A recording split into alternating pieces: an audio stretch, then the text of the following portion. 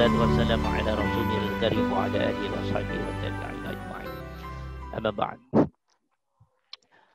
Kita ulas sekilas lagi teman-teman tentang pentingnya materi ini, karena ini nanti akan menyangkut beberapa pemikiran-pemikiran yang kita harus cerdas, harus paham benar dalam menangkap ini tentunya. Jadi perjalanan diri kita, semua anak manusia itu perjalanannya sebetulnya sama. Perjalanannya sama, hanya masa lakunya aja yang berbeda-beda. Kalau perjalanannya sama semua, masa lakunya, waktu yang diberikan oleh Allah yang berbeda-beda. Ya, ada yang masih umur berapa hari keguguran, roh belum ada itu. Ada yang seberapa bulan keguguran, setelah roh ada. Ada yang baru lahir, dikasih target sudah mati, banyak. Baru umur sehari, seminggu mati, banyak. Umur 2 minggu sampai sebulan mati juga tidak sedikit. Umur bulan kurang setahun mati ya banyak.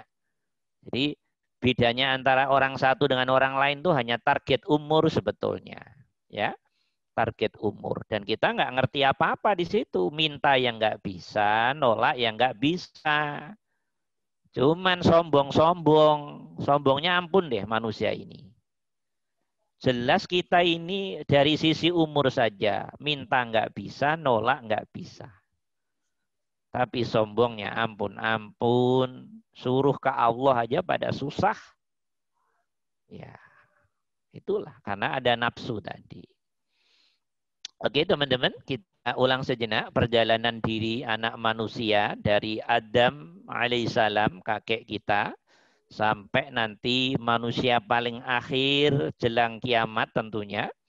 Berapa miliar jumlahnya hanya Allah yang tahu. Secara umum perjalanannya saya kilas ulang kembali. Kita lihat ini, saat itu kemarin kita sampaikan bayangan umumnya. Ya, adalah zat Allah. Zat Allah, teman-teman. Zat Allah. Ya. Zat apa? Zat Allah. Zat Allah. Pada mulanya, teman-teman, Allah itu ada di alam rahasia. Karena belum ada makhluk. Belum ada matahari, belum ada planet, bulan, bintang, belum ada angin, belum ada air, belum ada panas atau api, belum ada tanah. Apalagi manusia, jin, setan, begini belum. Itu unsur baru semua itu. Belum ada apa-apa. Belum ada makhluk sama sekali. Yang ada baru zatnya Allah. Hah? Yang ada baru zatnya Allah. Yang ada baru apa? Zatnya Allah. Allah di alam rahasia. Ya. Allah tiada tapi ada. Tiada tapi ada. Tidak wujud tapi wujud. Nah, kayak kita membahasakan gelombang-gelombang yang nggak bisa kedeteksi oleh alat apapun, aslinya ada. Aslinya ada, tapi tidak ada, tidak bisa dibuktikan. Itu bagaimana bahasanya? Ada tapi tidak ada, kan begitu toh? Iya makanya ini ada dah. Iya. Iya. Medan magnet itu ada tapi tidak ada. Kita ngomong ada karena ada efeknya. Ya toh? Gelombang-gelombang penghantar sinyal itu ada tapi tidak ada. Ada faktanya, kita bisa nelpon, bisa kirim WA, SMS, ya toh, Facebookan dan seterusnya. Tidak ada, nggak bisa dilihat, nggak bisa ditangkap secara indrawi. Bisanya efeknya. Nah, zat Allah itu juga disebut ada tapi tidak ada. Sebutannya banyak. Wujud tapi tidak wujud. Nah, di sebuah alam yang sangat rahasia. Kita sering populer menyebutnya namanya alam ghaib. Sekarang teman-teman saya tanya, ini teka-teki, Nah, teka-teki. Kalau Allah masih berupa zat, kira-kira Allah sudah punya nama apa belum kira-kira? Belum. Ya, coba teka-teki ini, teka-teki ya. Salah kan nggak apa-apa, namanya juga teka-teki ya toh. Allah, zat Allah. Belum Ustaz. Ya. Belum Zat Ustaz. Allah. Nah, kira-kira sudah punya nama apa belum kira-kira? Belum.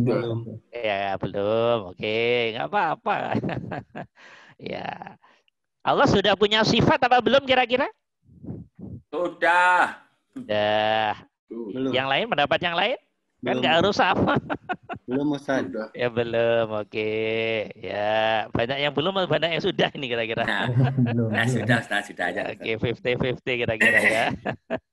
Ya, nama belum. Ya toh. Sifat belum, ada yang sudah. Af'al? Belum juga. Ya, kira-kira gimana? Belum Ustaz. Ada belum, ada sudah. Oke, sah semua. Karena juga nggak ngelihat langsung kan ya. Iya. Oke. Teman-teman, bicara tentang zat Allah, siapapun tidak akan bisa memecahkan tentunya. Ya, karena itu siapapun sah saja berasumsi-asumsi selama tidak ya keluar dari tauhid. Itu aja pesan saya. Teman-teman, dalam Al-Quran Allah sudah memberi sinyal yang sangat kuat sekali. Saya tidak akan membahas ayat ini, ya, tapi kapan-kapan lah kalau ada waktu kita bahas. Ayatnya sangat populer dan teman-teman sering mendengar dan sulit sekali ayat ini untuk difaham. Bunyinya ayat ini, Allahu nurus samawati wal ard, dan seterusnya panjang ayatnya, diakhiri nurun 'alan nur. Nah, ayat ini sulit difaham, tapi yang tertulis ini teman-teman mustaqili bisa nerjemahin itu. Allahu nurus samawati wal ard. Coba terjemahkan, gimana itu? Allah adalah cahaya langit dan bumi. Artinya Allah cahaya alam semesta, cahaya makhluknya. Ini sebetulnya Allah udah mancing kita di sini. Allah udah mancing kita. Allah nur. Nurun 'alan nur. Saking sempurnanya nggak bisa dibahas Allah itu. Saking sempurnanya nggak bisa dibahas. Tapi Allah di sini sudah memberi rambu-rambu menarik. Nur. Allah nur. Cahaya. Nah, tapi cahayanya kan nggak kayak cahaya yang bisa kita lihat. Karena jenis cahaya itu miliaran. Dan Allah dari miliaran itu yang paling sempurnanya. Sudah, gimana cara membahasnya? Tapi paling tidak kita harus berasumsi-asumsi. Yang paling sempurna ya pasti Allah. Tapi Allah sudah mempertegas dalam ayatnya. Allahu nurus samawati wal ard. Allah adalah nur, cahaya. Yang cahaya itu ya meliputi alam semesta tanpa kecuali. Nah, silakan teman-teman nanti menjadi mufasir sendiri-sendiri. Kira-kira gimana itu. Dan Allah mempertegas di akhir ayatnya. Saya yang nurus samawati wal ard tadi adalah nur di atas nur. Nur yang paling sempurna. Karena saking sempurnanya, ya sudah. Namanya Allah ya pasti sempurna. Nggak bisa dibahas, barangnya nggak bisa dilihat secara zat. Dilihat nggak bisa, nanti bisanya diroso. Allah itu hanya bisa diroso. Ya toh, akal pun nggak mampu menangkap Allah. Nah, akal ini sangat terbatas. Karena itu dari 100 ahli falsafat yang menggunakan akalnya secara bebas, bisa jadi nanti banyak yang tidak mengakui Allah daripada yang mengakui. Karena keterbatasan akal. Karena Allah ngerti akal itu terbatas, maka Allah selalu menggunakan hati untuk menerima ilmu dari Allah. Namanya wahyu. Namanya ilham. Namanya intuisi. Tapi akal sebagai alat penguat. Pembanding. Penimbang. Yang mengkritisi. Dan seterusnya. Jadi masing-masing punya porsi masing-masing. Tapi yang jelas akal tidak bisa. Menangkap Allah tidak bisa. Bisa tapi cetek. dengan hukum-hukum logika. Karena ada HP, oh berarti ada yang buat HP. Karena ada mobil, oh berarti ada yang buat mobil. Logika begitu, banding-bandinginya. Loh, ada alam berarti ada yang buat alam. Tapi tidak sedikit yang berpikir ada alam, tapi tidak ada yang membuat alam. Tapi berjalan secara alami. Nah di situ nanti mentoknya akal di situ. Mentoknya akal di situ. Maka Allah tidak memberi peluang amanat pada akal untuk menerima wahyu. Untuk menerima ilham. Wahyu dan ilham itu dari Allah ke nurnya, ke hati, ke sir, ke ruh. Ya akal ikut terlibat, tapi bukan penentu utama. Nah begitu teman-teman. Nah, jadi ayatnya jelas sekali loh ya. Allah sudah memperjelas secara general saja. Allah mempertegas dirinya. Aku Allah adalah cahaya alam semesta ini. Apa artinya? Alam semesta ini ada karena efek dariku. Efek dari nurku. Efek dari cahayaku. Efek dari zatku. Allahu nurus samawati wal ard. Tinggal hatimu duduk di mana di sini nanti. Nurun ala nur. Aku yang sangat sempurna. Karena saking sempurnanya, maka laisa kamislihi syai'un wa huwas sami'ul basir. Kamu tidak akan bisa menangkap aku dengan logikamu. Tapi aku hanya akan bisa kamu tangkap lewat jalur rasa dan sadar. Maka nanti para ahli ma'rifah yang sudah ma'rifat, dia akan mengalami fana. Ya toh? Rasa yang paling tingkat tinggi fana. Nah, nanti di atas fana ada namanya fana ulfana. Nah, kalau sudah fana ulfana, rasa hilang, kesadaran hilang, tapi di sana ada sesuatu indera dalam sana yang main, yang mampu mengenali kesuhutan pada Allah. Nggak bisa dibahasakan di situ, nggak bisa dibahasakan. Nggak bisa dibahasakan nih. Jadi mau kuliah dimanapun, ujung negara manapun, dengan profesor manapun, ini bukan kajian akademis, karena sudah menyangkut ilmu makrifat, bukan kajian akademis. Makrifat itu ilmu laku. Buah ilmu dari zikir. Buah dari ilmu hati yang oleh Allah emang secara spiritual, ruhiyah, diberikan kepada orang-orang yang Allah berikan. Maka nggak bisa dibahas toh. Nggak ada toh perkuliahan makrifat toh, nggak ada toh. Di S1, S2, S3, profesor. Nggak ada. Nggak ada perkuliahan jurusan makrifat tuh nggak ada. Karena makrifat sesuatu yang nggak bisa dibahas. Ya. Karena dia pemberian dari Allah. Pengalaman ruhiyah spiritual dalam keadaan yang fana. Fanaul fana. Kemudian akan berimplementasi pada indrawi dan semua sistem tubuhnya yang akan selalu menuju kepada zatnya Allah lewat rasa dan sadar tadi. Nah, maka nggak bisa dibawa ke kuliah. Nanti dosennya nggak paham, repot urusannya. Nah, ini ayatnya jelas sekali teman-teman. Allahu nurus samawati wal ard. Ya. Jadi saat Allah masih zatnya begini, pertanyaan saya, Allah sudah mencetak sesuatu apa belum? Belum. Belum. Ciptaannya Allah itu namanya af'al. Ngerti nggak? Iya. Ngerti apa enggak? Iya. Ciptaannya Allah namanya af'al. Di dalam af'al ada sifat. Maka ketika Allah masih berupa zat doang, berarti kan masih berupa zat doang. Belum ada satupun yang dicetak.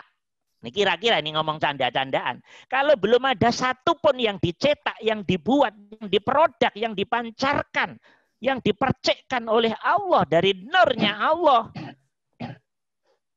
Kira-kira sudah ada af'alnya apa belum itu kira-kira? Belum. Ya, masalah ya Allah yang tahu. Ini ilmu sulit kok ya. Kita main logika sama rasa dulu. Ya. Oh, belum nyetak apa-apa kok. Ya berarti belum beraf'al dong. Ya. Belum nyetak apa-apa kok. Karena sifat itu kan nanti melekat pada af'al itu. Berarti ketika Allah belum mencetak apa-apapun, satu hal pun, berarti kira-kira sudah ada sifat apa belum di situ? Belum. Belum. Nama? Nama belum. Nama? Belum. Sudah punya nama belum? Belum. Nah, untuk apa Allah nama? Ayo. Iya, belum. Nah, sebetulnya Allah butuh nama enggak sih aslinya? Enggak butuh. Untuk apa? Yang manggil siapa? Wong Allah sendirian kok. Iya, Allah sendiri, zat Allah sendiri.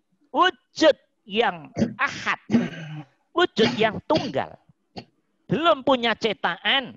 Yang dicipta itu belum ada. Belum ada af'alnya, belum ada sifatnya. Ini masih sendiri zat yang zatnya Allah. Nah, logika nuntun kita, rasa nuntun kita. Loh kalau gitu, insya Allah la'ala shawab, belum punya nama. Belum punya af'al. Belum beraf'al gitu loh maksudnya. Belum bersifat. Nah, penting ini, ilmu ini penting ini teman-teman. Nah, makanya Allah mempertegas dalam ayatnya. Gimana ayatnya tadi bunyinya? Allahu nurus samawati wal ard dan seterusnya. Nurun alan nur. Kapan-kapan kita bahas ayat ini. Nah, bahasanya panjang ayat ini. Nah, oke. Ini paham ya? Ini paham semua insya Allah ya? Insya Allah.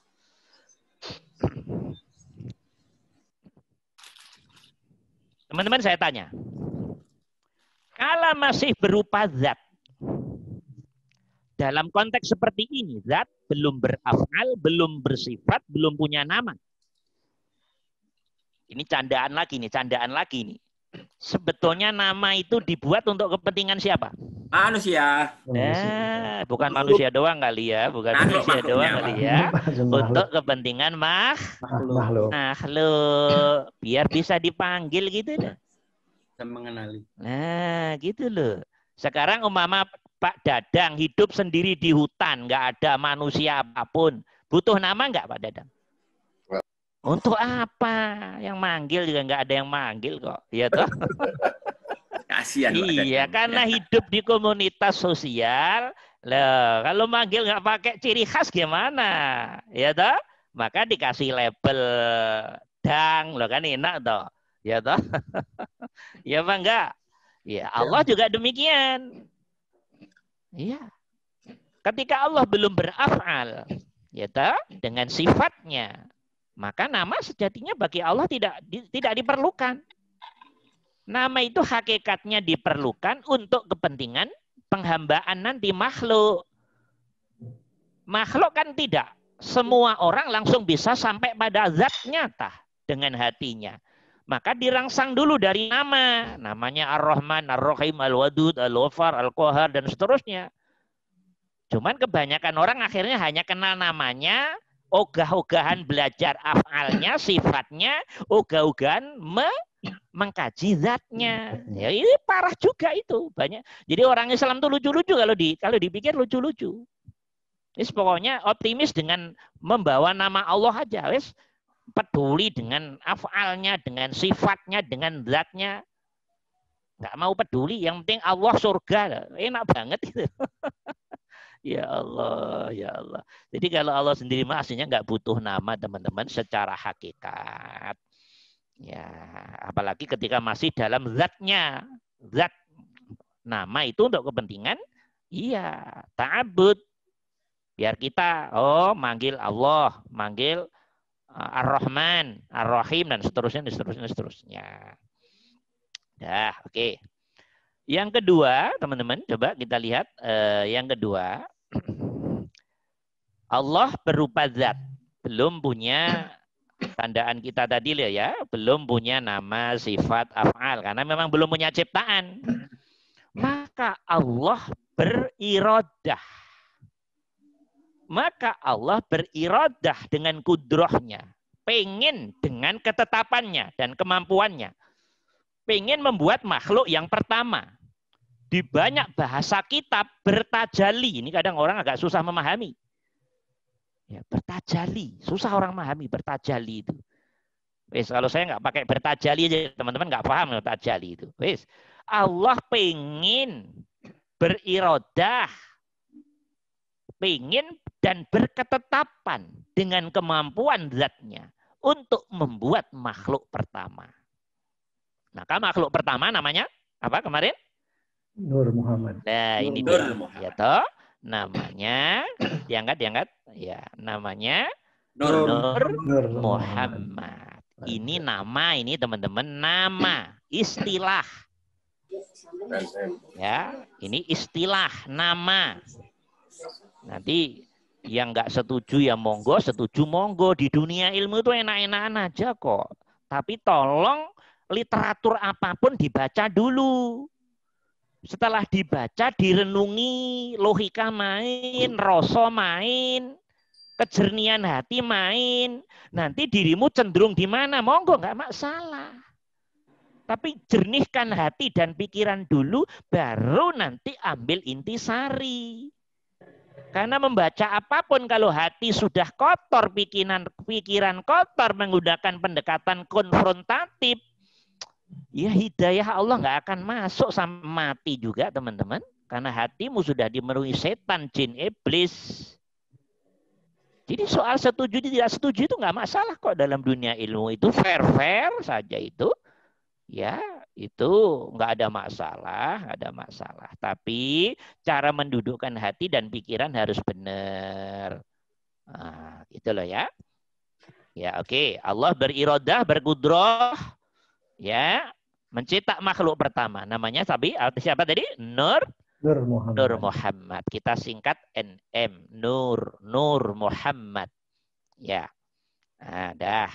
Ini kalau saya bahasakan sederhana nih, saya khawatir teman-teman ini kalau di kitabnya bahasanya kan sulit-sulit sekali nih. Tidak sedikit orang Islam salah paham. Nah, Allah buat makhluk pertama, ya berirodah, berkudroh, bahasa banyak kitab nanti bertajalli.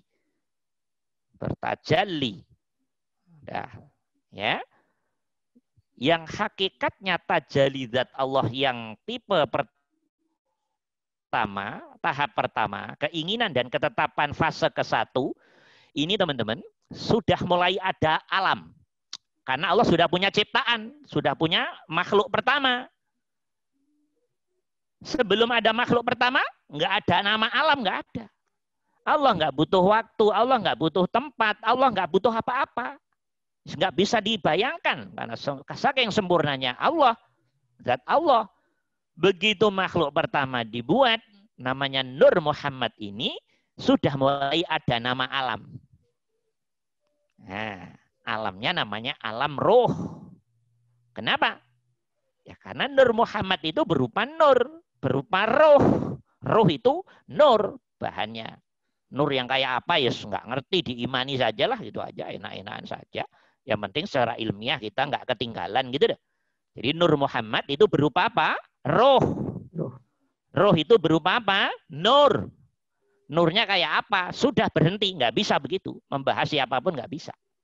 Cuman para ahli ma'rifah, teman-teman, kalau sudah sampai sir dan dikasap oleh Allah, bisa oleh Allah diperlihatkan.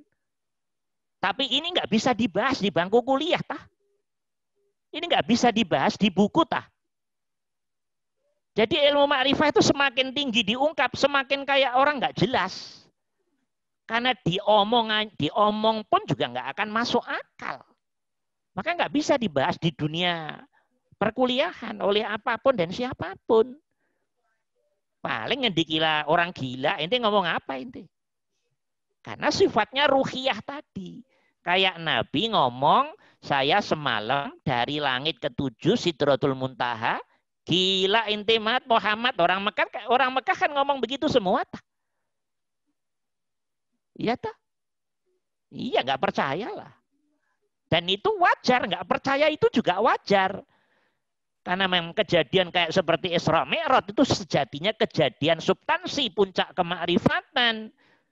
Ya logika nggak bisa dong menerima. Bagaimana hitungan jam bisa sampai ke langit? Naik apa? Apalagi saat itu paling canggih naiknya baru naik onta. Kita yang sekarang naik pesawat super canggih aja masih susah mempercayai dalam hitungan jam sampai Sidratul Muntaha bolak-balik. Apaan ini mimpi?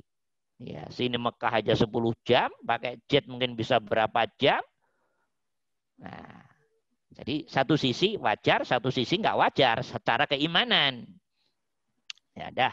Alam di sini disebut alam apa, teman-teman? Makhluk pertama ini namanya Nur Muhammad ini, alamnya alam apa namanya? Alam roh, Ustaz. Alam roh. Ya, harus tahu semua. Ya, harus tahu biar nggak ketinggalan ilmu. Ya, oke, terus angkat. Alam roh. Teman-teman, ada beberapa hadis yang hadis itu Masya Allah dan dipegangin benar oleh para ahli ma'rifah, para arifin di banyak karyanya. Salah satu hadisnya ini. Nggak saya harokati. Udah gede-gede masuk harokati ya. Ya. Hadis pertama intinya. Laulaka ya Muhammad ma khalaqtul aflak. Muhammad yang dimaksud ini hakikatnya adalah Muhammadnya Nabi ya bisa, Muhammad Nur Muhammad ya bisa. Karena sejatinya nanti ending-endingnya ketemu nanti. Nanti makanya kita bahas. Laulaka. Kalau bukan karena engkau ya Nur Muhammad, dalam konteks nurnya, dalam konteks kenabiannya, rasulnya, ya Muhammad Nabi kita nanti, tapi substansinya.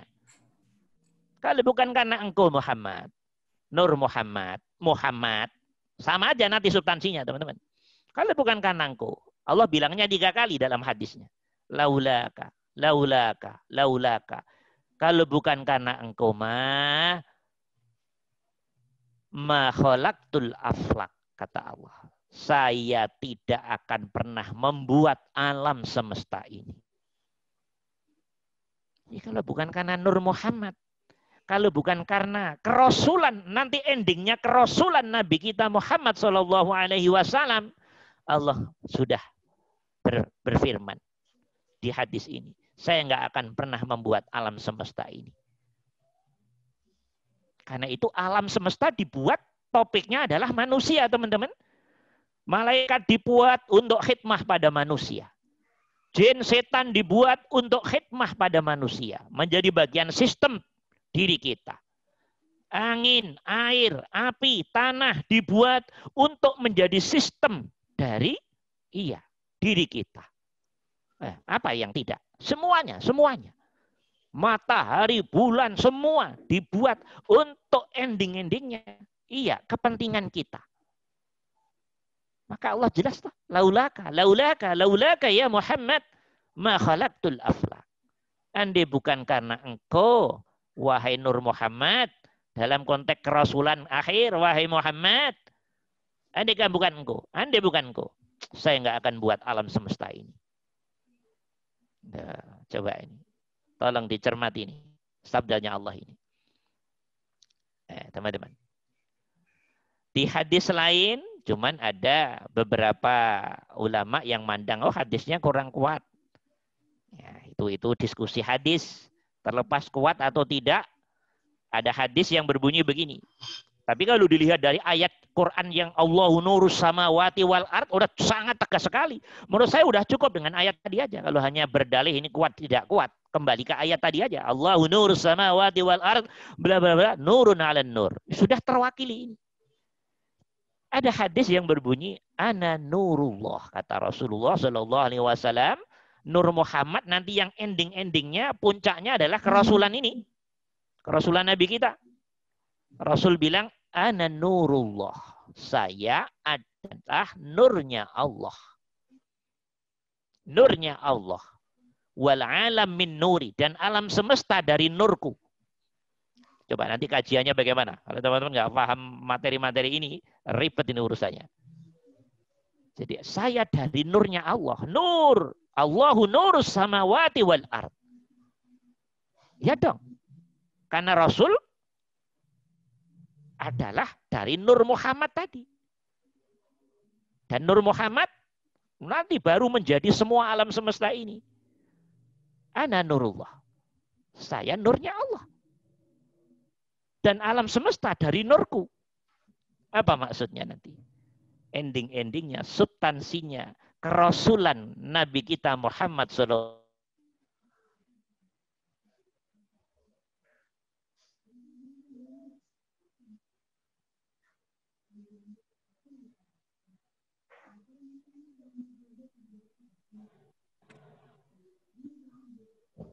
Kenapa nih? Suaranya mati, Ustaz. Disconnect? Oh, ya.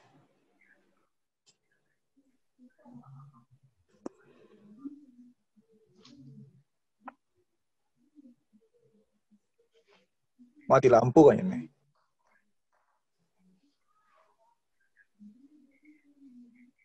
Pak Dadang lanjutin dah.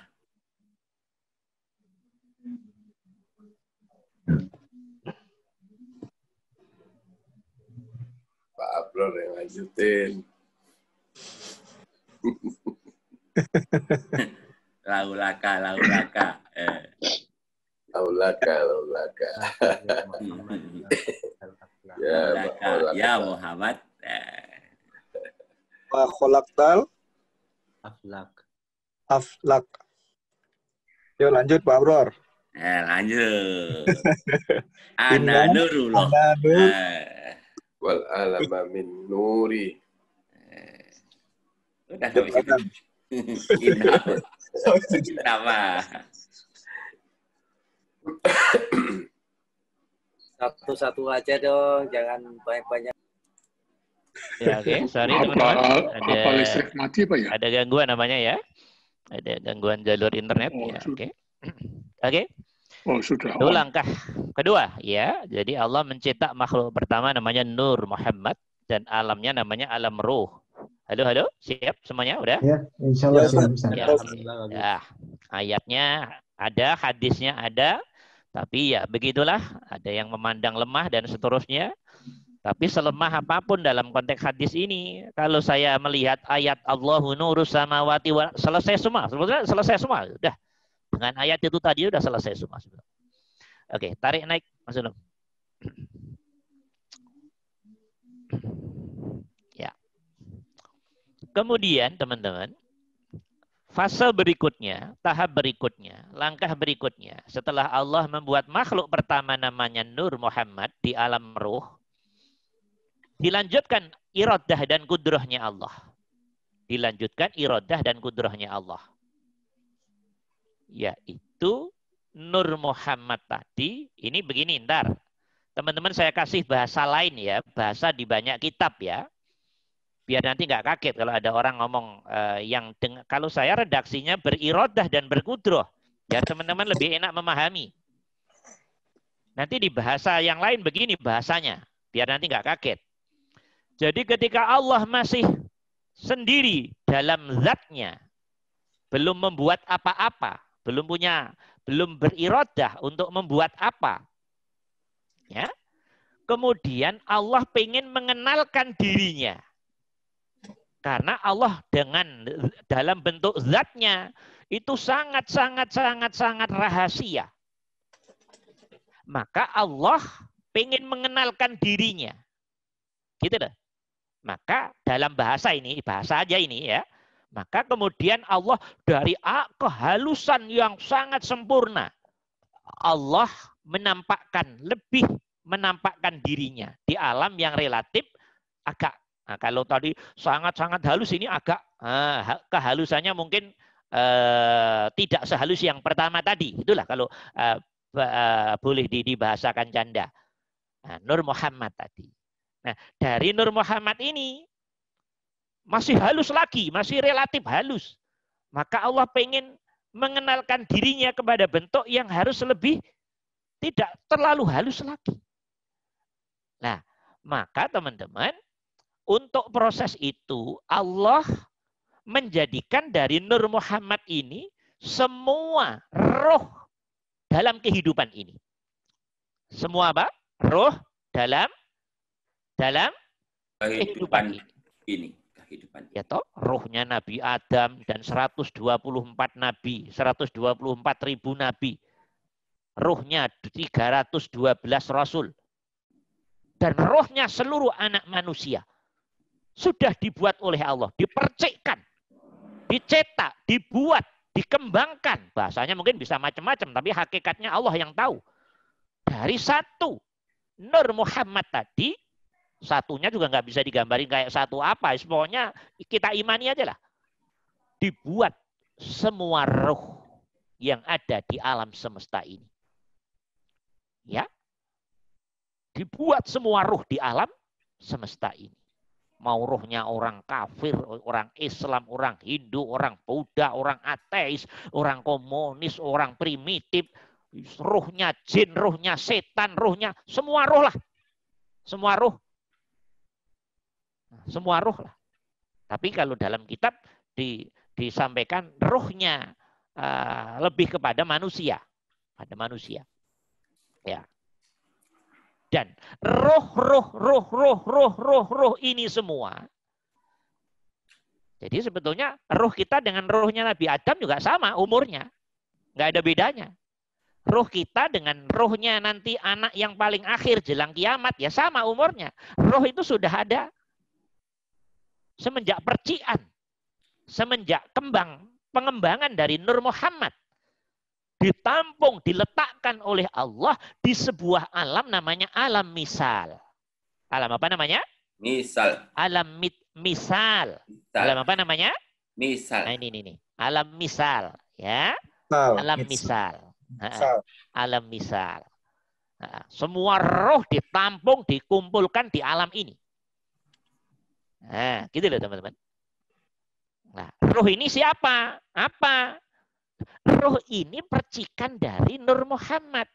Nur Muhammad dari Allah. Jadi kalau boleh dibahasakan sederhana, bahasa canda. Kalau hakikatnya yang tahu Allah. Jadi dari zat Allah, kemudian menjadi Nur Muhammad, kemudian proses ketiga menjadi nur atau ruh semua. Ruh dari makhluk yang ada di alam misal itu.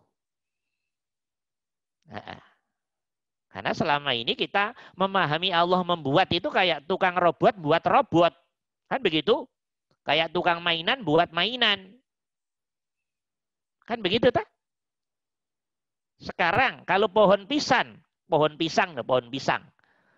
memproduk anak-anaknya. Nah, anak-anaknya pohon pisang, bagaimana itu bentuknya? Loh, beda lagi toh? Ya toh? Kalau ayam, hewan, dan seterusnya, dia memproduk anaknya bagaimana? Beda lagi toh? Jadi logika kita ini gampang terkontaminasi.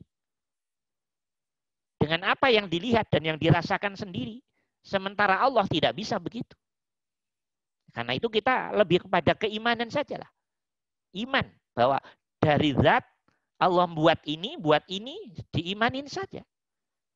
Umpama tidak mengimani, ya monggo nggak masalah. Yang penting Allah tetap ada di hatimu. Qul huwallahu ahad. Ini proses ilmiahnya. Mau malas belajar ya monggo. Yang penting hatimu ada qul huwallahu ahad. La ilaha illallah Muhammadur Rasulullah. Nah, mungkin ada yang malas begitu mungkin. Ya, dah. Alam dari semua roh. Namanya alam apa tadi? Alam apa namanya? Misal. Misal. Nah, ini proses, ini fase tajali kedua. Bahasa saya, keinginan dan ketetapan Allah tipe kedua, tahap kedua. Ya. Proses, jadi kehidupan itu prosesnya panjang sekali, teman-teman. Jadi innama amruhu idza arada syai'an ayyakula lahu kun fayakunnya Allah dalam konteks kehidupan, rangkaian kehidupan ini panjang sekali, miliaran tahun. Jadi jangan kun fayakun yang diartikan mukjizat. Maka itu namanya khariqul adah. Jadi ketika Allah berkeinginan sesuatu, itu prosesnya juga butuh waktu yang lama. Sesuai yang Allah inginkan dari dosisnya. Nah, yang kedua namanya alami misal. Ya. Jadi semua ruh banyak. Ini cukuplah di cover dengan hadis inilah. Ana nurullah wal alam min nuri. Semua ruh, banyak ruh tadi toh. Saya nurnya Allah. Dan alam semua dari nurku. Walaupun sebagian saudara kita menganggap hadis ini lemah. La aslalah, silakan menganggap nggak masalah. Itu hanya diskusi soal derajat hadis saja toh. Nah, naikkan lagi Mas Ulum. Ya. Teman-teman, ketika Nur Muhammad memercikkan, membuat, ya, menjadikan dirinya banyak roh dari roh alam semesta ini. Berarti roh jumlahnya miliaran di situ. Ya toh? Saat itu terjadi apa kemarin? Alastu bi rabbikum qalu bala syahidna. Jadi Allah nanya ke Nur Muhammad yang disaksikan oleh percikan-percikan nur semua tadi, roh semua di alam semesta tadi, yang di alam misal tadi. Alastu bi rabbikum? Allah nanya pada ya Nur Muhammad dengan segala percikannya tadi. Alastu bi rabbikum? Nur Muhammad dan semua percikan, roh semua tanpa kecuali menjawab qalu bala syahidna. Qalu bala syahidna. Ini tidak diceritakan di Al-Qur'an, tapi hadis yang menceritakan. Ya lagi-lagi begitulah. Sebagian mengatakan hadis kuat, sebagian lemah. Monggo nggak masalah. Itu hanya pandangan-pandangan derajat hadis saja kok. Nah, dah. Kemudian terjadi lagi. Nah, kalau yang ini ada di Al-Qur'an. Yaitu ikrar syahadat yang kedua. Ketika di alam kandungan ibu. Allah bertanya, alastu bi rabbikum qalu bala syahidna. Ini Allah nanya pada Nur Muhammad dan jiwa. Jiwa itu adalah komponen unsur dari tanah, air, angin, dan api. Dalam bentuk substansi. Dalam bentuk substansi. Ditanya oleh Allah. Alastu bi rabbikum qalu bala syahidna. Kalau ini ada di Al-Qur'an, kalau yang ini ada Al-Qur'an. Kalau yang ini ada Al-Qur'an. Alastu bi rabbikum qalu bala syahidna. Ya, dah. Nih, biar tahu runtutannya, Dah, angkat lagi Mas Ulum. Kemudian teman-teman, setelah roh semua dicetak, setelah semua roh di alam ini dibuat semua dan diletakkan oleh Allah di sebuah alam namanya alam misal. Yang pertama tadi alam roh, yang kedua alam misal. Ini masih halus sekali. Masih halus. Allah berkehendak lagi. Allah berkehendak lagi. Yang ketiga tentunya. Maka kemudian proses yang ketiga, kita lihat di sini. Kemudian Nur Muhammad berproses menjadi badan kasar. Jasad. Jisim. Wadah kasar. Badan kita ini. Nah, ini nanti ketemu dengan ilmu modern. Saya baca di ilmu modern ketemu. Oh, berarti penelitian modern, alhamdulillah canggih juga, luar biasa. Karena penelitian modern, teman-teman baca buku-buku teori modern nanti ya. Karangannya Einstein dan seterusnya, banyak ahli lain itu. Hampir semua ahli sepakat bahwa semua materi fisik kehidupan ini, di alam ini, terbuat dari 4 unsur utama. Tanah, air, angin, dan api. Tanah itu dari air. Air dari angin. Angin itu dari api. Lah, nanti ketemunya kalau di ilmu TN, di ilmu hati, api itu asalnya dari Nur Muhammad.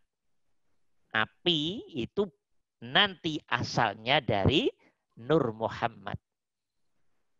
Nah, ketemu di situ. Oh, cuman para ilmuwan tidak menggunakan istilah Nur Muhammad.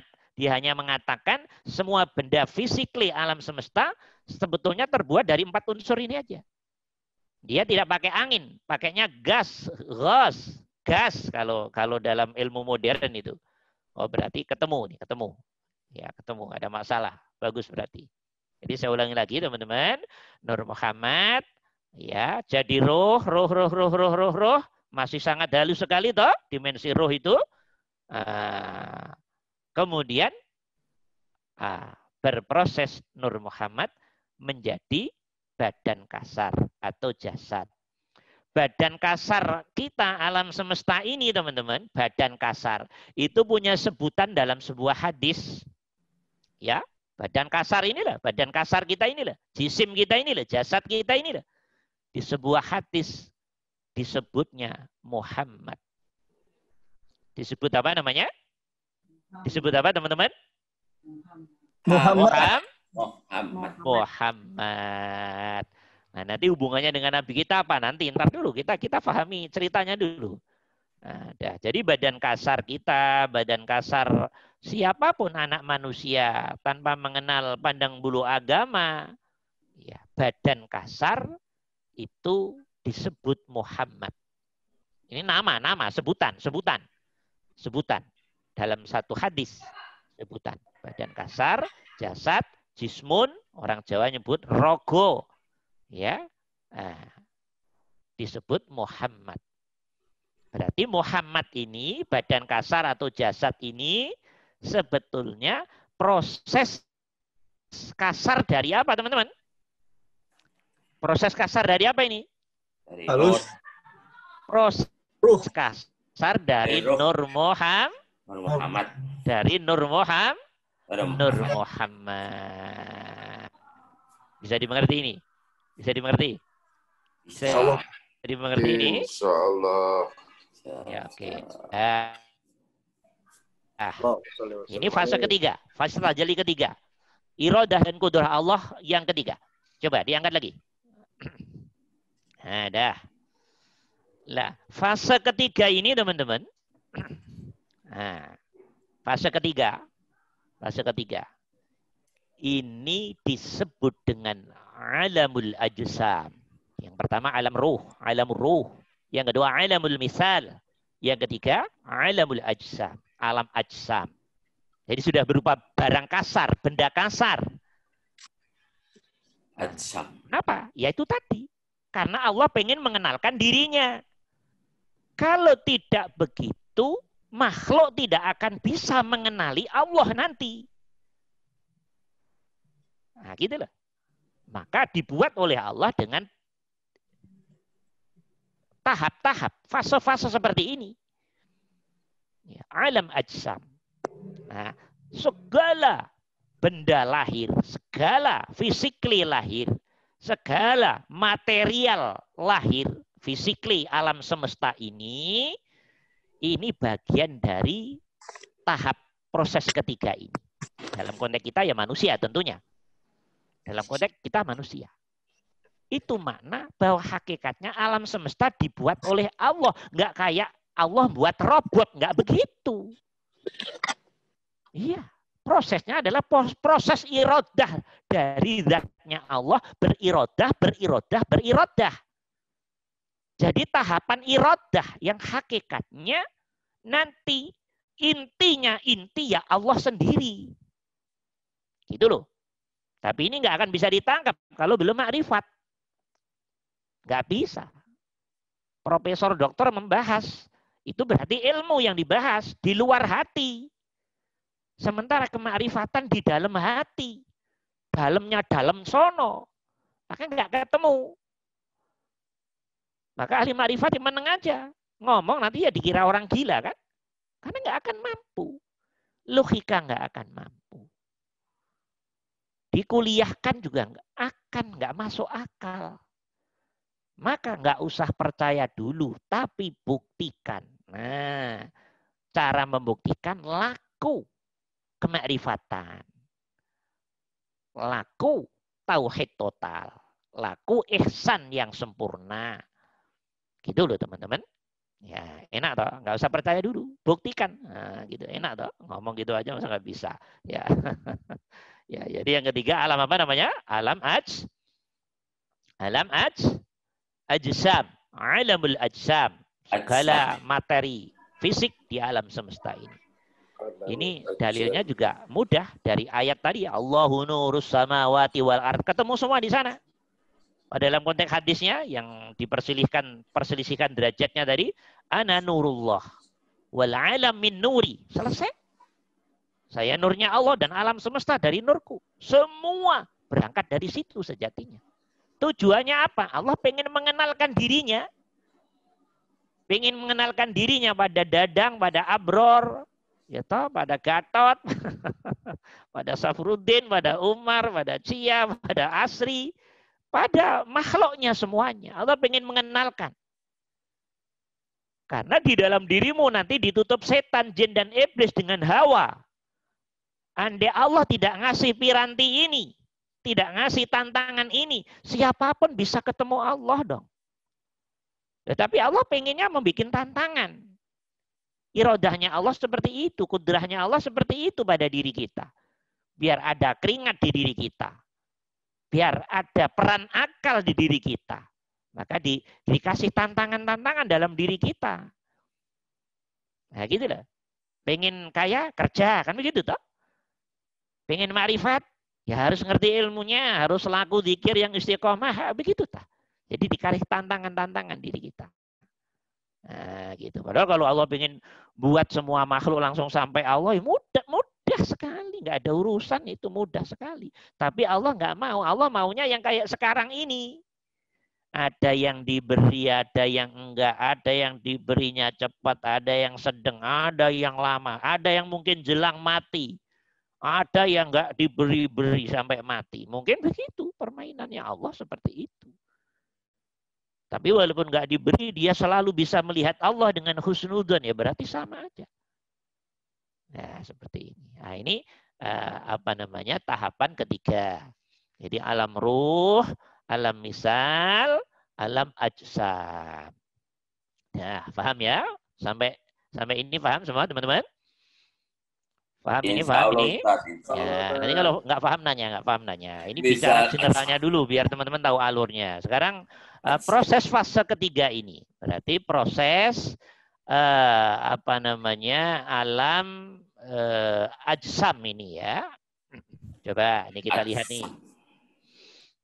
Teman-teman, sadar apa tidak sadar, seluruh makanan di bumi ini asalnya pasti berangkat dari tanah. Nancep di tanah. Sadar atau tidak sadar. Minuman juga sama. Walaupun minuman merek apapun, asalnya dari dimensi air. Atau buah yang diperas menjadi air. Jadi ending-endingnya semua makanan dan minuman pasti asalnya tanah. Dan di dalam tanah ada unsur air, ada unsur angin, juga ada unsur api. Teman-teman harus sadar itu. Nah, unsur tanah, air, angin, api ada di makanan dan minum. Makanan dan minum. Makanan dan minum. Minuman. Gitu. Kita makan. Ya Pak enggak?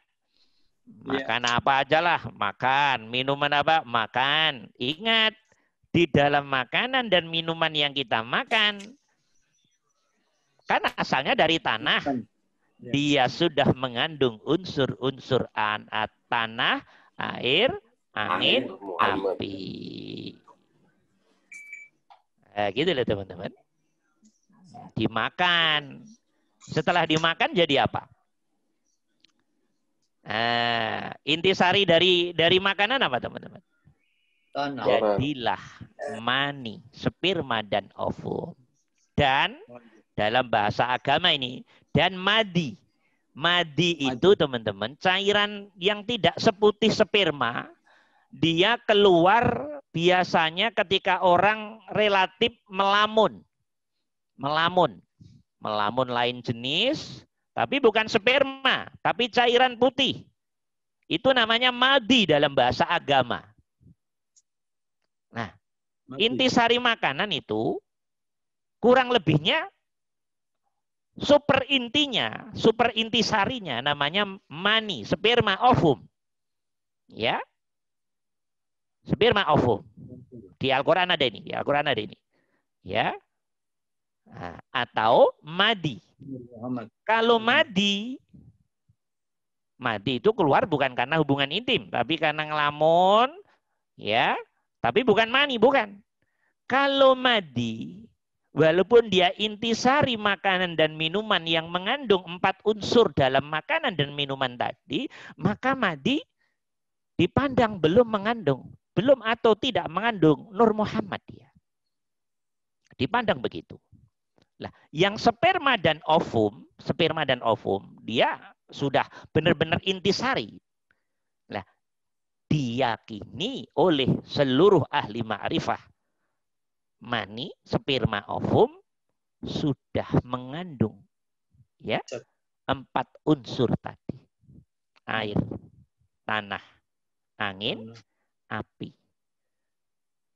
Tapi substansi gaibnya yang meliputi air itu loh teman-teman. Jadi jangan difahami fisiklinya maninya doang. Bukan. Ini intisari yang sifatnya gaib. Yang dengan kegaibannya dia menyatu dengan fisikle sperma dan ovumnya itu loh. Oke? Ya. Nur Muhammadnya itu di situ. Nah, maka mani dan ovum diyakini oleh para arifin, orang-orang ahli ma'rifat, orang-orang yang sudah sampai Allah, ya, sperma ovum sudah ada kandungan Nur Muhammadnya. Nur Muhammad.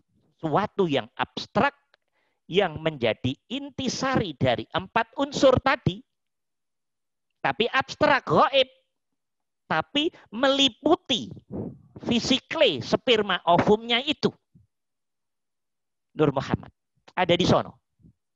Ada di sono, teman-teman. Nah, dah. Ini sebelum nikah nih. Mani sebelum nikah. Nah, setelah nikah bagaimana? Nah, setelah nikah, suami istri berhubungan intim. Ya. Oke, tak? Suami istri berhubungan intim. Nah, Nur Muhammad bercampur toh, sperma ovum bercampur, berproses. Nur Muhammad, pertemuan Nur Muhammad dari istri dan suami berproses, bercampur, berproses, terus. Nah, berarti Nur Muhammad berproses di rahim perempuan. Oke? Ya. Sperma ovum tadi lah. Secara fisiknya dia kemudian akan menjadi embrio, seterusnya itu dah. Yang selalu diliputi oleh Nur Muhammad di situ, teman-teman. Secara gaib. Nggak bisa dilihat tentunya. Kedokteran juga nggak akan bisa melihat. Kedokteran hanya melihat perkembangan fisiknya saja. Alam ini disebut alam apa namanya? Alam rahim. Alam kandung. Alam kandung. Alam kandungan. Kalau ini banyak ayatnya, banyak hadisnya kalau ini. Kalau dibahas panjang, saya nggak akan bahas itu. Bahas panjang sekali dari lama nih perkuliahannya nanti. Dah, secara umum seperti itu. Jadi ketika suami istri berhubungan intim, sperma ovum ketemu, bercampur, berproses, berarti Nur Muhammad ada di kandungan apa tidak? Iya. Nah, Nur Muhammad ada di rahim ibu. Yang nanti endingnya 40 hari akan jadi bercampur tadi, 40 hari jadi gumpalan darah, 40 hari jadi gumpalan daging tadi. Coba teman-teman lihat dengan cermat, bapak-bapak, ibu-ibu ini, atau calon bapak, ibu-ibu, kalau ada yang calon ya. Saat proses ini terjadi di rahim, ngerti tak ibu-ibu itu? Ngerti apa enggak? Enggak ngerti toh? Yang proses dirimu ibu-ibu atau bapaknya, atau proses itu diproses oleh Allah dengan sempurna. Oleh Allah. Nah, coba. Jadi diri kita sebagai ibu juga dikendalikan oleh Allah. Ya toh, zat hidup yang liputin diri kita. Di dalam perut dirimu ada proses jasad. Proses jasad namanya Muhammad. Yang di dalam Muhammad ada Nur Muhammad nanti pada 120 hari nanti. Ini semua step by step, detik per detik perkembangan ini terus di manage oleh zat hidup, oleh Allah. Kita bapak nggak ngerti apa-apa, kita ibu nggak ngerti apa-apa proses ini. Nggak ngerti sama sekali.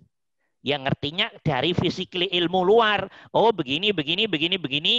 Tapi proses itu nggak kita ketahui. Dan kita nggak terlibat dalam proses itu. Karena memang yang memanage itu secara sempurna ya Allah sendiri. Ya zat hidup yang liputi ibu, zat hidup yang liputi si calon jabang bayi itu. Coba. Sebegitu sempurnanya kekuasaan Allah. Yang ada pada diri kita. Saking dableknya kita. Untuk ngakui Allah sebagai Tuhannya aja kadang Masya Allah beratnya, susahnya. Padahal yang diminta Allah hanya satu. Selalulah melihat aku ada dalam dirimu. Selalulah melihat aku zat yang selalu memanage dirimu. Selalulah melihat aku yang selalu memberi pada dirimu. Selalulah melihat aku sebagai zat yang memberi kenikmatan-kenikmatan pada dirimu. Tapi kita ya sering ogah-ogahan kok. Karena apa? Lagi-lagi karena nafsu. Logika ditutup nafsu. Kalau enggak semua orang jadi ahli jannah semua dong. Nah, seperti itu teman-teman. Nah, ini pancingan-pancingan saja. Sebegitu sempurnanya. Begitu 9 bulan lahir. Bapak ibu nggak ngerti apa-apa. Yang paling di USG cowok, cewek begitu. Nah, bapak ibu dak-dikduk. Wah anak saya nanti normal apa cacat. Nggak ngerti semua. Kalau Allah berkehendak normal. Kalau Allah berkehendak cacat. Jadi bapak ibu nggak bisa berkehendak apa-apa. Yang bisa berkehendak, yang berirodah, yang berkudroh, yang menetapkan, yang memprogram, yang melaksanakan program, ya hanya Allah saja. Zat hidup yang liputi bapak ibunya, zat hidup yang liputin ibunya dan rahimnya. Jadi kita tinggal nerima jadinya doang kok sebetulnya. Tapi nyadarin bahwa itu Allah itu loh susahnya setengah mati. Begitu toh faktanya secara umum. Masya Allah. Jadi kita, maka tidak aneh kalau Allah bilang wa kanal insanu zaluman jahula. Dan adalah manusia banyak zolimnya dan sangat-sangat bodoh. Ini yang dimaksud Allah kan seperti ini. Semua udah jelas kelihatan peranku kata Allah. Semua jelas kelihatan yang memanage dirimu itu aku. Tapi kenapa kamu keras kepala semuanya. Selalu meninggikan kepalamu sendiri, dirimu sendiri, egomu sendiri. Kenapa kamu tidak mendudukkan aku di atas dirimu? Dan kapan kamu mendudukkan aku di atas dirimu? Dan dirimu hilang karena sujud dan hudur kepadaku. Kapan kata Allah? Nah ini efek karena setan ditanam di diri kita. Kalau ini setan diambil oleh Allah, selesai semua jadi ahli surga semua. Ngerti apa enggak? Tapi Allah enggak mau semuanya masuk surga. Jadi kalau mau sampai surga, langkai dulu setan, jin, iblis yang ada dalam diri kita. Dan kita enggak mungkin melangkai jin, setan, iblis dalam diri kita. Enggak akan mungkin. Karena dia kuat, diberi otoritas oleh Allah. Caranya harus mendekatin bosnya. Gitu loh teman-teman. Dengan mendekatin bosnya, ini setan jin iblis akan dilemahkan oleh Allah yang menjadi bosnya setan jin iblis. Jadi kalau kita hakikatnya nggak bisa melawan ini, nggak bisa. Dia abstrak goib dalam diri kita. Nah, makanya mintanya ke Allah. A'udzubillahi minasyaitonirrajim. Nah, yang kedua zikir. Kembalinya nanti ke sana. Dah, paham ya teman-teman? Dah, ini paham ini ya? Ya, dah. Ini namanya alam rahim. Angkat Mas Ulum. Ya, dah. Teman-teman, setelah bercampur ya dalam proses demikian rupa sperma dan ovum tadi menjadilah jasad badan kasar dengan proses tahu sendiri ya 9 bulan itu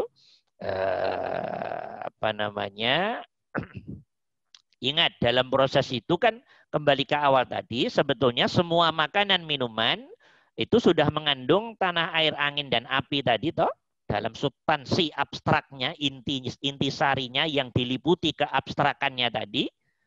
Nah, ini kalau anak manusia sudah berproses, teman-teman, ya, sudah menyatu sperma ovum, ya, sudah menyatu, walaupun belum 120 hari, tapi sudah menyatu, sudah berproses. Ini sudah sah disebut jiwa atau nafas. Sudah sah. Nah, sudah sah. Apalagi nanti sudah menyatu. Quran juga sering menyebut. Kadang menyebut ruh, kadang menyebut jiwa atau nafas. Kadang menyebut qalb, hati. Dalam Quran macam-macam tuh. Nah, kalau didiskusikan sangat dalam sekali ini. Ini generalnya doang ini. Nah, hakikatnya teman-teman. Fase dari pertemuan sperma ovum sampai 120 hari. Ya, satu sisi bisa disebut jiwa sudah bisa disebut nafas, ya. Kalau dalam bahasa modern mungkin embrio kali ya. Nah, saya lupa dari pelajaran SD ya. Saya dulu suka ilmu-ilmu begini, udah lama nggak dibaca-baca. Ya, hakikatnya masih mati, hakikatnya masih mati. Kenapa? Kenapa ini? Kenapa kok hakikatnya masih mati?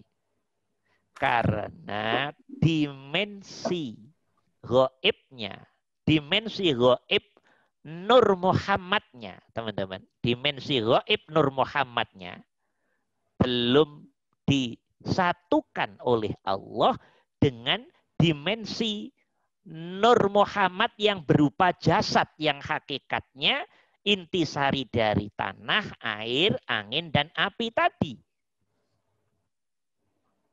Mengerti? Belum disatukan. Karena itu masih mati. Ada pergerakan, tapi pergerakan itu masih ngambil dari ibunya, lewat plasentanya. Ya toh? Nah, dia ada pertumbuhan yang secara energi tersuplai dari ibunya, lewat plasenta. Dia hakikatnya belum hidup. Hidup dimulai 120 hari. Fayang fuhu fihi ar-ruh, kata Allah dalam Quran dan kata Rasul dalam hadisnya. Nah, 120 hari, oke, sudah kegaibannya Nur Muhammad tadi disatukan dengan ya Nur Muhammad yang sudah berupa jasad dalam proses tadi, disatuin. Nah, nggak bisa dilihat oleh mata ini. Kedokteran juga nggak bisa melihat proses ini. Kemudian ada pergerakan. Dan pergerakannya dimulai dari atas, dari kepala. Karena napak tilas dari prosesnya Allah membuat Nabi Adam. Jadi Nabi Adam itu ketika dibuat oleh Allah, Nur Muhammad dimasukkan, roh dimasukkan ke Nabi Adam itu dari kepala dulu. Karena dalam sebuah hadis, roh itu berhenti di kepalanya Nabi Adam saja 100 tahun. Bayangin itu 100 tahun. Jadi Nabi Adam itu dicetak dalam proses waktu yang lama sekali. Di kepala 100 tahun. Baru kemudian ke bawah mata. Baru ke hidung. Baru ke mulut. Baru ke jantung. Baru ke perut. Baru ke kelamin. Baru terakhir di bagian kaki. Nabi Adam proses memasukkannya roh dari atas ke bawah. Dengan proses waktu sedemikian rupa dalam hadis. Dan itu juga kita begitu juga. Gitu teman-teman. Ya. Prosesnya dari atas dulu. Nah, nanti ngambilnya waktu kita mati, ngambil roh itu dari bawah dulu teman-teman. Dari kaki dulu, dari ujung kaki dulu. Ditarik pelan-pelan ke atas, ke atas, ke atas, ke atas, ke atas. Lalu teman-teman yang sering menyaksikan orang yang sakaratul maut, pasti udah nggak aneh lagi itu. Perjalanan roh, bagian anggota tubuh yang sudah tidak ada dimensi rohnya, yang sudah tidak ada dimensi Nur Muhammadnya, pasti dia akan dingin, sangat dingin sekali bahkan. Nah, yang atas masih hangat. Itu perjalanan roh. Jadi perjalanan roh bisa dideteksi dengan tangan aja bisa. Oh sampai sini. Oh sudah sampai dada. Oh udah sampai tenggorokan. Nah, udah sampai, udah ketahuan.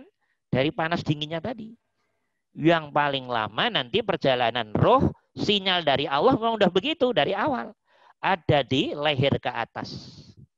Nanti matanya akan sering lihat ke kanan, lihat ke kiri. Itu kata hadis teman-teman. Ketika ke kanan itu efek pengaruh malaikat. Kamu jangan bisa ditipu oleh setan, jin, iblis. Lewat atas nama istrimu, suamimu, anakmu, hartamu, jabatanmu, kepinteranmu, ilmumu, apa. Setan, jin, iblis benar-benar mengganggu di situ teman-teman. Nah, coba nanti teman-teman buktikan. Maka orang yang mau meninggal itu kalau nanti mata relatif melirik ke kiri, sudah. Nah, kalau ke kanan, dia efek dapat hidayah itu. Nah, di sini nanti yang main teman-teman. Yang main sejatinya adalah ketauhidan kita. Zikir. Di sini nanti. Puncaknya manfaat zikir itu nanti di sini teman-teman. Jadi jangan main-main dengan zikir teman-teman. Yang malas-malas zikir ya naudzubillah, summa naudzubillah. Di sini nanti. Bagi orang yang oleh Allah sudah mendapat fadl, rahmat, izin biasa berzikir. Hatinya kan sudah biasa lurus ke Allah, teman-teman. Dengan mudah meridhokan apapun. Karena semuanya sudah ketemu Allah. Enak Allah, enggak enak Allah. Dan perjalanan sakaratul maut adalah perjalanan yang tidak sederhana. Karena ini ibarat perang-perang beranta, apa itu? Bratayuda ini. Ya, perang terakhir ini dengan setan, jin, iblis ini, nafsu ini. Yang sudah oleh Allah diberi rahmat, fadl, izin, selalu mengistiqomahkan berzikir. Di sini buah terbesarnya insya Allah bifadlillah. Karena hatinya, pikirannya sudah bersih, jernih, sudah selalu biasa ke Allah, sudah ngerti jalannya pulang mau kemana, maka hati pikirannya saya mau pulang ke Allah. Jadi udah jelas tujuannya. Jadi mau insya Allah setan ganggu kayak apapun, rahmat, fadl, izinnya Allah meliputi, menguasai keadaan dari gangguan ini. Maka bifadlillah insya Allah ya tidak susah. Allahumma amin. Itu loh teman-teman. Iya. Efek zikir dalam pengertian yang 24 jam itu loh. Bukan hanya zikir sholat 5 waktu sunnahnya gitu mah. Ya, mohon maaf bahasa tandanya yaitu masih kelas SD lah. Zikir yang kita maksud zikir 24 jam. Zikir sirnya yang khusus. Juga zikir umumnya. Semuanya selalu menjadi zikir. Kalau itu teman-teman amalkan. Bifadlillah birahmatillah. Insya Allah pulangnya jiwa kita, ruh kita, hati kita pada Allah enak. Bukan hanya itu bahkan. Karena hati sudah jernih, bersih. Nanti insya Allah beberapa hari sebelumnya sudah diberi feeling kuat oleh Allah. Jadi yang ngasih tahu Allah. Jiwanya itu loh. Sudah diberi ngerti oleh Allah. Kamu ntar lagi pulang. Bahasa kasarnya sudah dikasih tahu. Ntar lagi kamu akan pulang, mati. Itu efek dari zikir itu nanti begitu teman-teman. Gak percaya buktiin deh. Nah, insya Allah akan kayak orang-orang soleh itu. Oke. Nah, dah. Seperti itu gambarannya. Nah ini. Oke, kita lanjutin teman-teman. Ya. Nah, ini kita lihat nih. Roh, nyawa, hati. Jadi sebetulnya teman-teman. Masuknya Nur Muhammad. Ya, bercampur dengan 4 unsur tadi, tanah, air, angin, api, dalam pengertian substansi loh ya, fisiknya itu, fisikly itu diliputi substansinya, gitu loh maksudnya. Kalau ilmu zahir kan lihatnya fisiklinya doang, substansinya nggak pernah dilihat. Nah kalau ilmunya para ahli ma'rifat, fisikly yang diliputi substansi gaibnya. Jadi pertemuan Nur Muhammad, ya, Ruh Muhammad, Nah, nama ini roh yang teman-teman sering sebut roh gitu saja. Dengan 4 unsur tadi, melalui proses percampuran sperma ovum tadi, menyatu. Pertemuan dimensi roh dengan 4 unsur tadi dalam dimensi gaibnya yang fisiklenya diliputi menjadi efeknya, maka jadilah namanya roh. Orang Indonesia nyebut roh, nyawa, hati. Jadi teman-teman. Nah, ini di fase 120 hari tadi. Umur 120 hari sampai mati. Matinya berapa, umurnya berapa, terserah Allah. Mau umur berapa, terserah Allah. Nah, oke. Maka jiwa, nafas yang sejatinya 4 unsur tadi juga bisa disebut roh. Juga bisa disebut hati. Karena memang Allah menyebut dalam Qur'annya, sesekali Allah menyebut roh dengan nafas. Sesekali Allah menyebut roh dengan hati. Sesekali Allah menyebut hati dengan nafas. Sesekali Allah menyebut nafas dengan roh. Makanya ulama berbeda pendapat. Oh, berarti 3 ini sejatinya sama. Hanya di sisi yang berbeda saja sebetulnya secara fungsi, tapi hakikatnya sama. Nah, gitu deh teman-teman ya. Maka di sini saya sampaikan, pada fase ini Quran sesekali menyebutnya nafas atau jiwa, roh atau qalb. Nah, itu dah. Jadi satu. Nah, oke, angkat Mas Udum. Nah, oke teman-teman. Kala Nur Muhammad atau roh Muhammad atau orang sering menyebut roh saja, sudah bercampur dengan 4 unsur, percampuran dari sperma ovum tadi, dan jadilah roh yang secara fisikly meliputi sperma ovumnya tadi. Dalam proses 120 hari terus sampai 9 bulan, ringkas cerita ini, jadilah manusia yang sempurna. Lahir jadi manusia sempurna.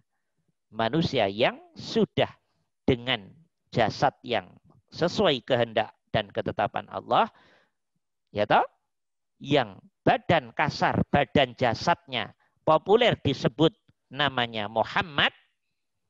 Muhammad badan kasar ini tidak bisa hidup tanpa pasangannya.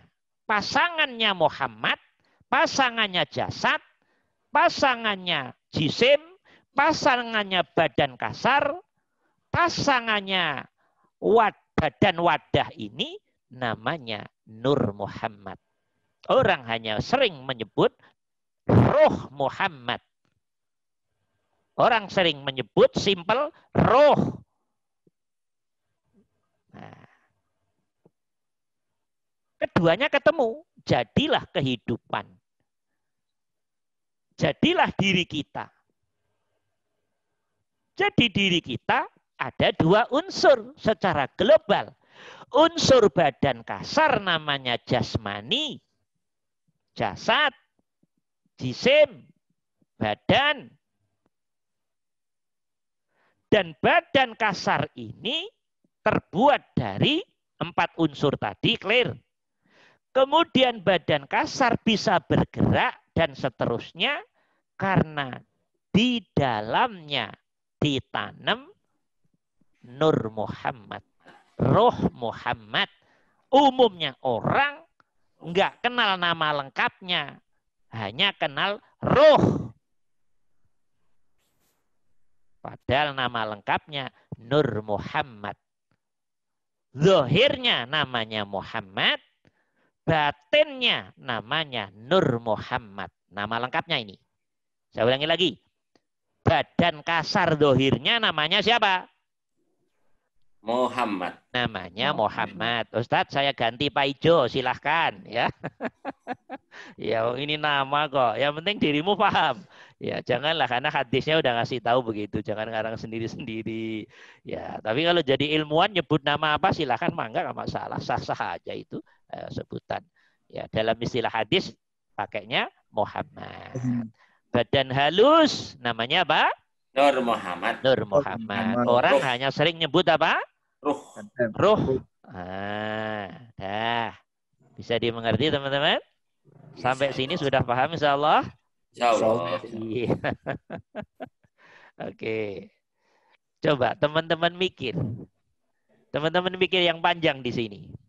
Tentang diri kita. Badan kasar yang disebut Muhammad asalnya dari berapa unsur tadi? 4. 4 tadi. Tanah, air, angin, api. Tanah dari apa tadi? Air. Air dari apa tadi? Angin. Angin dari apa tadi? Api. Api dari apa tadi? Api dari apa tadi? Nur Muhammad. Dari Nur Muhammad. Nah, jadi sejatinya badan kasar ini juga bahannya dari percikan Nur Muhammad. Nur Muhammad yang bermanifestasi dalam bentuk kasar. Paham nggak ini? Paham nggak ini? Iya. Kan nggak paham ruwet dong, nggak paham ruwet dong ini. Ustadz kok banyak Nur Muhammad, gimana ini? Ya, oke, saya ulangi. Dah. Badan kasar kita, teman-teman, badan kasar kita, badan wadah kita, jasad kita, kan dari 4 unsur tadi? Ya toh? Kan kita makan, minum, mengandung 4 unsur tadi toh? Masih ingat toh tadi? Ya, tanah, air, angin, api. Tanah asalnya dari air. Air dari angin. Angin dari api.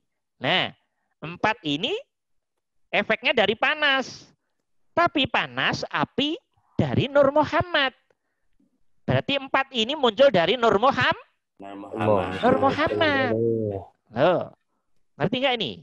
Iya. Paham. 4 ini yang termanifestasi dalam wujud kasar harus disempurnakan dengan wujud halusnya. Wujud halusnya juga Nur Muhammad juga. Yang berupa abstrak, yang berupa gaib. Berarti kan Nur Muhammad yang bermanifestasi dalam wujud kasar, badan wadah, dan harus dibungkus dengan badan halus. Nur Muhammad juga. Nur Muhammad kasar, ketemu Nur Muhammad halus, jadilah manusia. Jadilah manusia. Paham apa enggak ini? Oh, ini kalau nggak paham ruwet nanti urusannya ini. Karena ini akan berfollow up loh ya. Paham insyaallah teman-teman? Insyaallah Ustaz, insyaallah. Paham insyaallah ya? Ya. Dah. Jadi sejatinya badan kita zahir pun juga dari Nur Muhammad. Nur Muhammad, ya, mentok-mentoknya ke Allah toh? Iya apa enggak ini? Iya. Mentok-mentoknya ke Allah. Mentok-mentoknya ke Allah nanti teman-teman. Ya. Nah. Berarti zahir Nur Muhammad. Sejatinya, hakikatnya. Walaupun tampilannya Muhammad. Tampilan air, tanah, api, angin. Angin, api. Karena itu perwujudan kasar. Nah, tapi api kan dari Nur Muhammad. Ketemu di situ. Oke? Nah, zahir juga sejatinya dari intisari Nur Muhammad. Ya toh? Yang badan halus. Ya, memang sejatinya Nur Muhammad. Gitu lah. Tapi kalau kita boleh canda, sejatinya yang badan kita sejati itu yang zahirnya atau yang halusnya? Yang halusnya. Nah, yang halusnya. Yang rohnya. Yang Nur Muhammad, yang dimensi halusnya. Yang merupakan percikan. Ini bahasa aja, ini bahasa ya. Kalau nggak dibahasakan gimana? Diem doang semuanya nggak paham. Yang merupakan percikan dari Allah. Yang merupakan ciptaan pertama dari Allah. Ya. yang merupakan apalah pengembangan atau apalah bahasa kerennya tajallinya Allah, iradah kudrohnya Allah dalam bentuk badan halus itu tadi. Bisa dimengerti ini teman-teman? Ini nanti bahasanya dalam-dalam akan lebih gawat lagi, jadi harus paham. Ya, nah, bisa dimengerti teman-teman? Sampai sini bisa dimengerti? Insya Allah. Jam berapa ini? Jam berapa? Udah jam ini ya. Masya Allah. Cukuplah sementara. Nah, nanti kita lanjutin pertemuan hari Rabu nanti. Nah, ada pertanyaan dulu untuk sampai sini mungkin teman-teman? Kita persilahkan. Mudah-mudahan semua diberi paham oleh Allah sehingga nanti ending-endingnya mau bagaimana nih? Ending-endingnya mau kemana sih ending-endingnya? Ending-endingnya biar kita tahu diri. Dirimu itu siapa? Sudah umur berapa puluh tahun nggak ngerti dirimu sendiri gimana?